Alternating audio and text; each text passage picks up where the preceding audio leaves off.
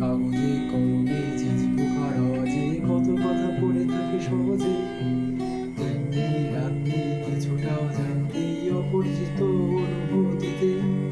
আজ নয় কাল নয় হয়তো কোনদিন নয় কথাগুলো খুঁজে পাবে তোমাকে। এলোমেলো চিন্তা